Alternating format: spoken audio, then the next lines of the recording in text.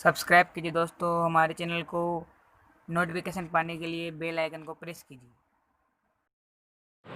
Good morning student, welcome to online class. आज की हमारी क्लास है 7th क्लास, सब्जेक्ट है साइंस, लेसन नंबर है 5, टॉपिक है अम्ल, क्षारक और लवण। इसका जो फर्स्ट पार्ट है वो अपन पढ़ चुके थे, उसमें अपन ने अम्ल व क्षारक के बारे में पढ़े थे। आज इसका सेकंड पार्ट पढ़ेंगे, इसमें लवण के बारे में पढ़ेंगे। इसमें मैंने बताया था आपको सूचक के बारे में, और उन्हीं सूचक के बारे में पढ़ेंगे। सबसे पहले अम्ल बताए थे। अम्ल क्या होते हैं? स्वाद में खट्टे होते हैं। क्षार जो होते हैं वो क्या होते हैं? स्वाद में कड़वे होते हैं। इसके बाद है लवण, और इसके बाद जो सबसे पहले है कि हम कैसे पता लगाएं कि कोई सा भी विलयन जो है वो अम्लीय है या क्षारीय है। तो उनका पता लगाने के लिए हमें कुछ सूचक दिए हुए हैं, उन्हीं सूचक के बारे में पढ़ेंगे। हमारे आसपास के प्राकृतिक सूचक, तो सबसे पहले है लिटमस। इसके बारे में पढ़ेंगे अपन। लिटमस क्या होता है? लिटमस यह एक प्रकार का प्राकृतिक रंजक है। सबसे सामान्य रूप से उपयोग किया जाने वाला प्राकृतिक सूचक लिटमस है।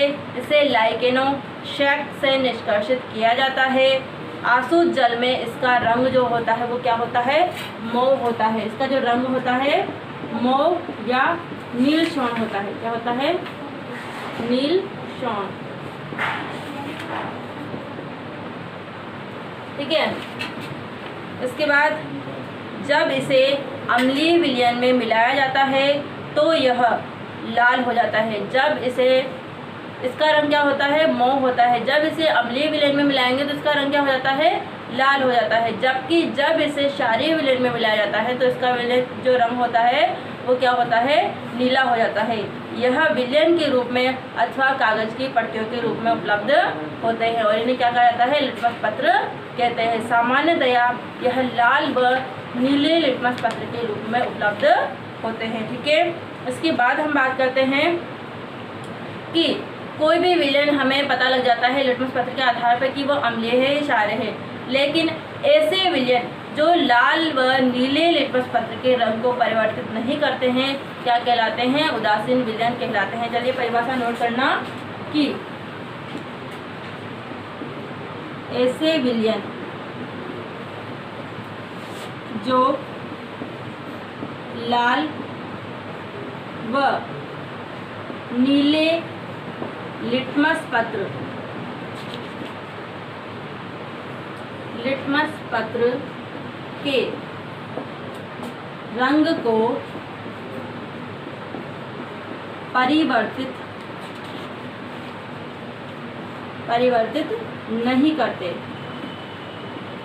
परिवर्तित नहीं करते क्या कहलाते हैं? उदासीन विलयन कहलाते हैं। उदासीन विलयन कहलाते हैं। ठीक है। ऐसे विलयन जो लाल व नीले लिटमस पत्र के रंग को परिवर्तित नहीं करते हैं क्या कहलाते हैं? उदासीन विलयन कहलाते हैं। ये पदार्थ न तो अम्लीय होते हैं और न ही क्षारीय होते हैं। ठीक है।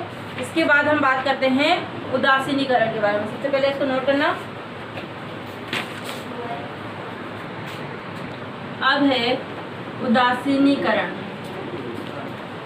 क्या है? उदासीनीकरण। चलिए देखते हैं उदासीनीकरण क्या होता है। अभी तक हमने पढ़ा कि अम्ल जो होते हैं वो नीले लिटमस पत्र को लाल कर देते हैं। अम्ल क्या करते हैं? चलिए देखते हैं। अम्ल नीले लिटमस पत्र को क्या कर देंगे? लाल कर देंगे, लाल कर देते हैं। जबकि क्षार क्या करते हैं? लाल लिटमस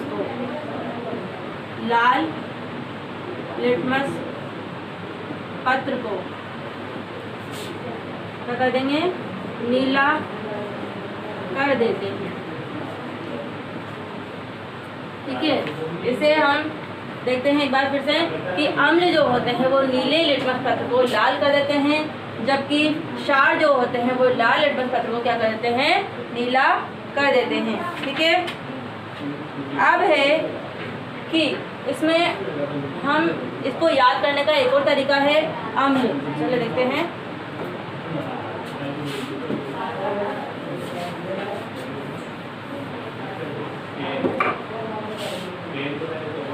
अम्ल, अम्ल के लिए हम लिख सकते हैं अनिल, और दूसरा है क्षार, क्षार के लिए लिख सकते हैं हम शालिनी। क्या लिख सकते हैं, शालिनी।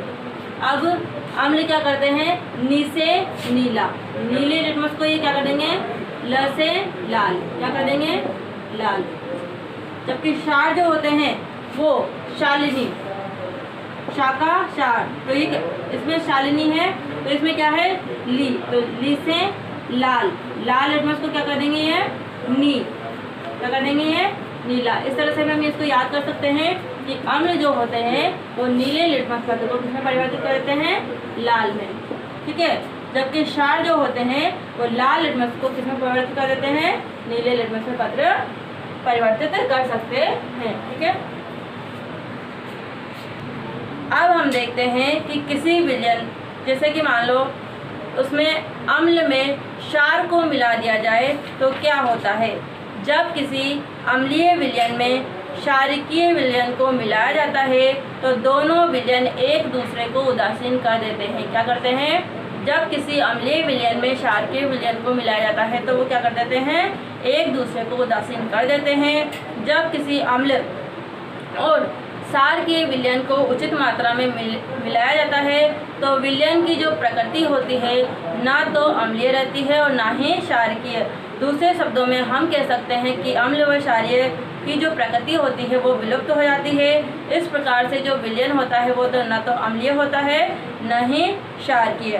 ठीक है, उदासीनीकरण प्रक्रिया में नया पदार्थ बनता है जो लवण कहलाता है। अम्ल व क्षार मिलकर के किसका निर्माण करते हैं, लवण का निर्माण करते हैं। अम्ल प्लस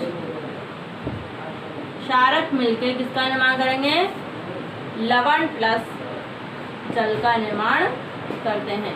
और तो लेना सभी अम्ल और क्षारक मिलकर के इसका निर्माण करते हैं, लवण प्लस जल का निर्माण करते हैं। इसमें ऊर्जा जो होती है वो निर्मुक्त होती है। लवण अम्ल व क्षारकीय तथा उदासीन प्रकृति का हो सकता है। अतः उदासीनीकरण को हम निम्न प्रकार परिभाषित कर सकते हैं कि किसी अम्ल और किसी क्षारक के बीच होने वाली अभिक्रिया उदासीनीकरण कहलाती है। उदासीनीकरण किसी अम्ल के व क्षारक के बीच होने वाली अभिक्रिया कहलाती है, किसी अम्ल व क्षारक के बीच होने वाली अभिक्रिया क्या कहलाती है, उदासीनीकरण कहलाती है। उदासीनीकरण कहलाती है। ठीक है, इसमें इस प्रक्रम में ऊर्जा निर्मुक्त होती है, साथ ही लवण व जल निर्मित होते हैं। इसके बाद हम बात करें अम्ल वर्षा। क्या होती है अम्ल वर्षा?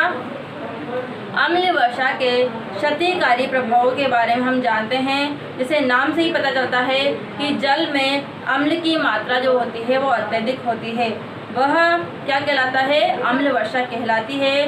वर्षा जल में ये जो अम्ल होते हैं वो कहाँ से आते हैं, तो वर्षा जल अम्लीय इसलिए हो जाता है क्योंकि कार्बन डाइऑक्साइड, सल्फर डाइऑक्साइड व नाइट्रोजन डाइऑक्साइड जैसे गैसें जो वायु में प्रदूषकों के रूप में निर्मुक्त होती है, वर्षा के जल में घुलकर के क्रमशः कार्बनिक अम्ल, सल्फ्यूरिक अम्ल व नाइट्रिक अम्ल बनाती है।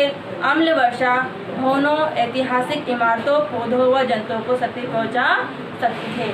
ठीक है, इसके बाद हम बात करते हैं कि दैनिक जीवन में उदासीनीकरण के उदाहरण। चलिए देखते हैं कि दैनिक जीवन में उदासीनीकरण के क्या क्या उदाहरण हैं। सबसे पहला है अपाचन। क्या होता है अपाचन? यह भोजन के पाचन में हमारी सहायता करते हैं, लेकिन आमाशय में अम्ल की आवश्यकता से अधिक मात्रा होने से अपाचन हो जाता है।